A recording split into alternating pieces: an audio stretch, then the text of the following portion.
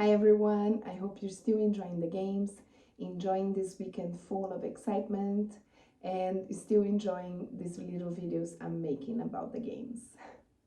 Today I wanted to talk about something that's really, it's a really cute part of the games, which is the mascots, which are in fact the big ambassadors for the games, right? A lot of times the way we think about the games is thinking about the mascot that represented that games, or that edition of the games, I should say.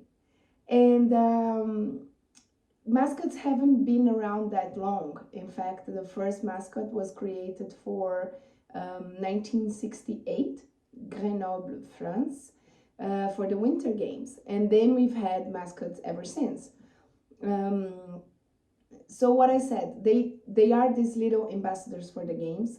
They are a way that the organizing city can create an image that represents their culture once again, and an animated way to toy around with that cultural information, or sometimes even a cultural representation of that host city and host country. So, of course, there's a few of them that I really like. I think, in particular, nobody can forget Misha crying at the end of the Moscow Games in 1980. I was just a baby then, but I saw this image many, many times. I'm sure you have too. I think that's a very iconic moment. Another one, the one that I really remember, is the Seoul Games. For me, those are the first ones that I really remember. Was the little tiger with the ribbon on his head, and he played around, and it was really beautiful.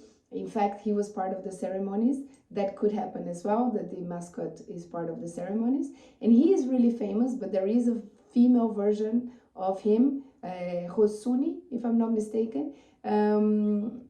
But she's just not as known as him. He was kind of a standalone in that game. We also had in 1992 Kobe for Barcelona, who became quite famous because after the games they made a cartoon that where he was the star. So a lot of people still recognize it because he was on for a little time. And after that, we have the more recent ones, even some controversial ones, like the London ones were a bit controversial because they looked more like robots than actual animals or anything else. And I particularly quite like them, but they are not everybody's favorites. We also had in Peking, for example, we had 5 mascots with which a lot of people said, okay, this might be too much. But in fact, they all represent good luck dolls, and they each had a name that when you combined, it spelled something like welcome to Beijing. So a lot of people like that, especially the locals really like that. So those details are always important.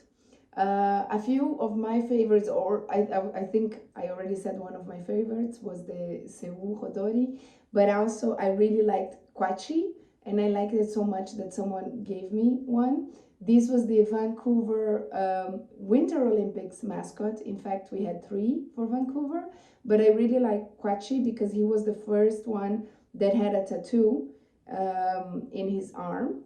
And in fact, in this size, I don't think you have the tattoo. But the drawing of him had a little tattoo, and as far as I know, he's still the only mascot with a tattoo in his arms. And I also brought here, I also have the Sochi World Cup of 2018. Excuse me, the Sochi Winter Olympics in 2014. It was this one. I apologize. This for the Winter Olympic Games in 2014. So there's always these mascots, and first of all, there's always licensing products regarding the mascots. It's a lot of it's a way that you can also connect with kids, and inside the venue. A lot of times when we're watching on TV, we have all of the sudden these commercial breaks. where we have no idea what's happening on the venue. And what can happen on the venue, most often what does happen on the venue, is that the mascot comes out, for example, during a break, to cheer up the crowd or to walk around and take some photos. And that's a very exciting part as well. So that's a little bit of the point of the mascot, is to be this ambassador of the city, welcoming all these supporters. So I think this is what I find really fun about mascots. I think it's always a part that we are looking forward to see. Now with Tokyo, we have Midatoya, and he goes around and he shows each sport. If you are following them on Instagram, you can see that he is presenting a little bit each sport and how it happens and the venue. So that's very interesting too. And also we've been having Paralympics mascots, like I just mentioned before, the case of London, and they are normally a little bit of a, I don't want to say a couple, but let's say a pair of the mascot of the Olympic Games, which is also something very interesting. So that's a little bit of what I wanted to say about mascots. And if you have more information or more questions, first of all, I want to recommend that you visit the Olympic Museum because you have a full mascot display.